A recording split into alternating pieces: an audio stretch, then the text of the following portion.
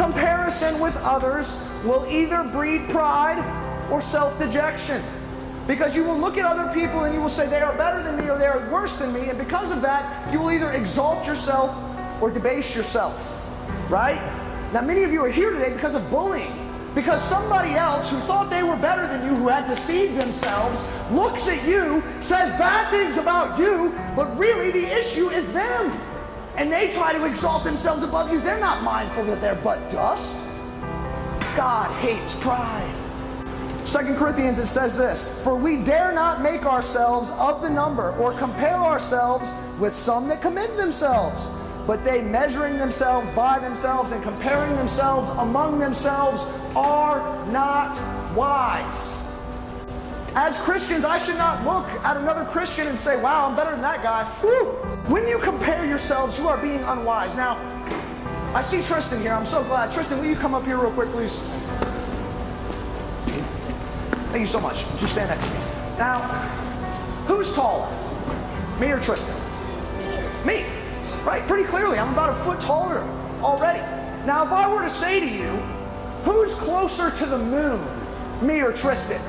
You would say, Collin, that's absurd. The moon's hundreds of thousands of miles away. The distance between you and the moon and Tristan and the moon is practically negligible. Why would you bring that up?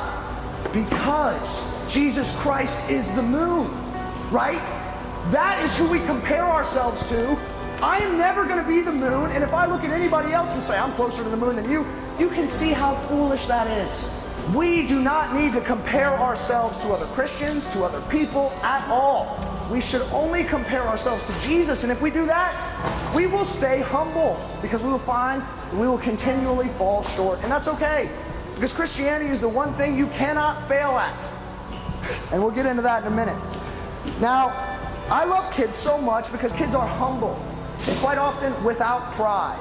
Now, Jesus used children as an illustration in the Bible. So there was a time when the disciples are meeting in Matthew 18, and it says, at the same time came the disciples unto Jesus saying, who's the greatest in the kingdom of heaven?